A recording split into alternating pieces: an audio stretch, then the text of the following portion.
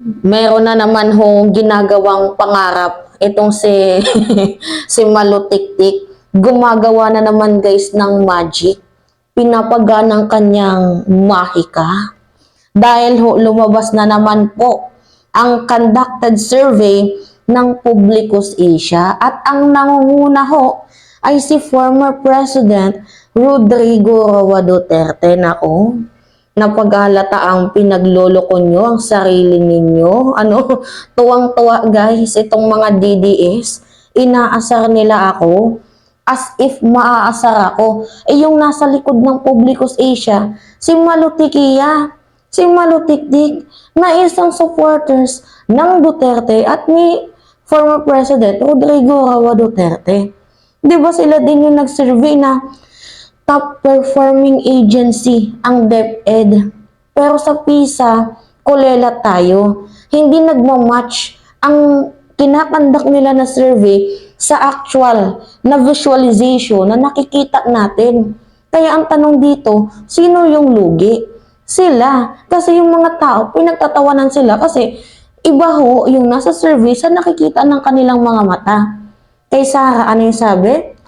Most trusted and top performing agency ang DepEd. Pero kulela tayo sa PISA. 'Di ba? Sino yung pinagloloko nyo? Anyway, syempre mahirap talagang mabuhay sa panahon ngayon, guys.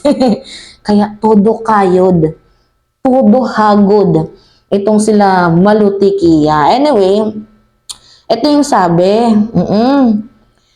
Duterte, Tulfo, Soto, Lacson, Robredo join Magic 12 and Publicus survey.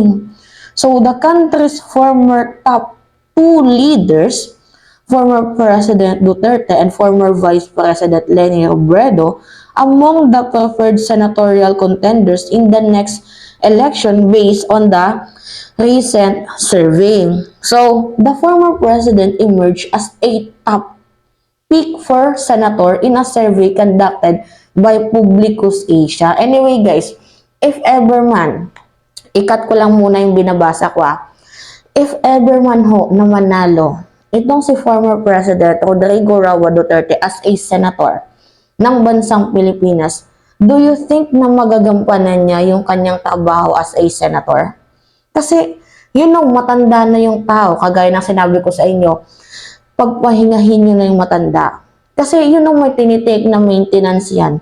Nagiging ulyanin na yan, nagiging bugnutin na yan. Sa tingin nyo, magagampanan ba ni Digong ang kanyang trabaho as a senator? Or baka magiging isang panggulo din yan dito sa ating bayan? Well, malalaman natin yan sa 2025 election. Malapit na guys. Kumbaga 2 years of ano na lang, paghihintay. Mag-e-election na at ngayong darating na 2024, uso na ho ang siraan. Uso na ho ang kanyang pabanguhan ng mga pangalan. Tsaka isa pa guys pangit naman ata kung mananalo si Digong as a senator tapos makukulong. 'Di ba? Baka top notcher siya ng ICC. Hindi top notcher ng senatorial. 'Di ba? Pinaglololoko nyo kami. Anyway, sabi pa dito, in the final quarter of the year, he leads the pack of 48% voting support and 59 trust rating. Talaga nga namang ang laki ng binigay ng score ng Publicus Asia dito kay kay Malutiktik, kay former President Rodrigo Roa Duterte. Ang laki ng binigay na score ng Malutiktik. Kasi guys imagine may mga survey na mga non-commissioned. Pero ang mga nagbabayad, mga politician din. So, baka malay nyo guys, it's a mind conditioning na para mapabango agad ang kanilang pangalan, kailangan nilang magbigay ng advertisement. You know, yung pasikatin ng kanilang names. Or else, kasabwat itong mga Chinese, itong mga Chekwa. Diba? Dikit na dikit si Digong sa mga Chinese. So, hindi malabo na ponduhan ng mga Chinese itong si former President Rodrigo Roa Duterte dahil nga sila ay magkakaibigan. Diba? Xi Jinping. Anyway, sabi pa dito, Robredo, on the other hand, placed pang 10th on the list with 27% voting predisposition and 34% of trust rating. Isa pa to si Leni Robredo. Anyway, hindi na to relevant sa akin si Leni. Pero if maglilingkod siya ulit as a senator, bakit hindi natin bigyan ng chance? Kasi bata pa naman si former President Leni. Hindi ako makaleni guys hindi ako makaleni. But then, bata pa siya, naging VP ng bansang Pilipinas. So, I think, malalim na din yung knowledge niya.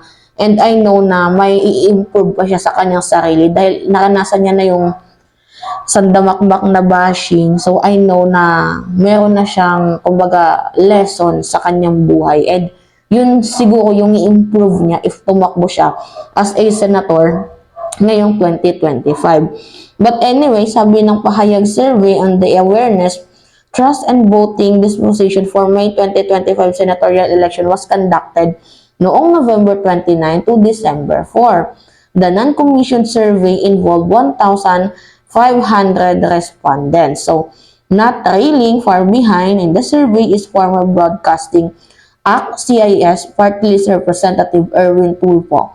So, much better din ata itong si Erwin Tulfo rather than Raffy Tulfo. Kasi itong si Raffy, masyado pa siyang matahol at hindi niya pa maiwasan dalhin yung ugali niya doon sa Raffy Tulfo in Action. Dinadala niya yung ugali niya doon sa Raffy Tulfo in Action dito sa Senate. Kasi guys, dapat, kapag ikaw ay senator, hindi yung sobrang tapang mo. Marunong kang magbalanse ng emotion mo, marunong kang magbalanse, yung sa mga batas, hindi yung dinadala mo yung ugali mo doon sa Tulfo dito sa Senate kasi first of all, hindi ka presidente para pagalitan lahat ng tao dyan. Or kahit presidente ka, wala kang karapatan na maggalit-galitan dyan. Hindi tama yan yung ugaling nagtatapang-tapangan. Anyway, sabi pa din dito, cardiologist Willie Ong. Ito si Willie Ong, bet kong manalo to. And former vice presidential candidate followed with 43% voting predisposition and 50% trust rating. The pollster noted that both Tulfo and Ong endured a drop of support in Mindanao. Anyway, yan ho yung balita ngayon. And yung mga Big 12 is si former Senate President Tito Soto. Yan, pasok yan sa boto ko. Si Mayor Manila Isko Moreno. I don't think so. Panfilo Lacson, I don't think so again, but siguro 70% may trust ako na baka iboto ko to. Si Leni Robredo, I think 90% sure ako na baka iboto ko to. Depende sa panahon, depende sa sitwasyon. Titingnan natin kasi hindi pa naman gaganapin ang election ngayon, 'di ba? So titingnan lang muna natin kung nagbago na ba, may pinagbago, and may improvement. So bigyan natin ng chance. Anyway, Defense Secretary Gibo Chodoro, yan. Dapat manalo si Gibo. Iboto niyo to. And 26% kay Pia Cayetano. I don't think so kay Pia Cayetano. So, yun lamang ho guys. Mayroong nilulutong magic. Diba? Gumagawa ng pangarap. Bumubuo na naman ng pangarap si Malutikia. Imagine na, matanda na yung tao, pagpahingahin nyo na. Or else, hindi na kayo naawa. Nagkakasakit na yung tao ilang beses na hospital, promote pa din kayo ng promote. Kung lumaban niyang matandang yan, ulyanin na, diba? Matanda na, pikon. Baka lahat ng tao dyan sa Congress, pambabarilin yan, nakakalungkot naman. Anyway, yun lamang ho guys, at least, hindi tayo yung lugi dito kasi alam naman natin yung totoo sa hindi. Nakikita naman natin guys, as a wise voter.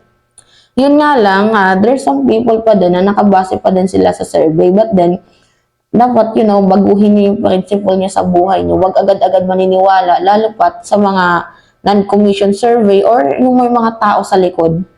Kasi, ang pangit dyan, guys, minamanipulate nila. So, anyway, gumagawa sila ng pangarap. Kala naman ata nila naniniwala kami. So, anyway, yun lamang ho, guys. It's me again, si Mima Alicia. At babalik ulit para sa ating panibagong video.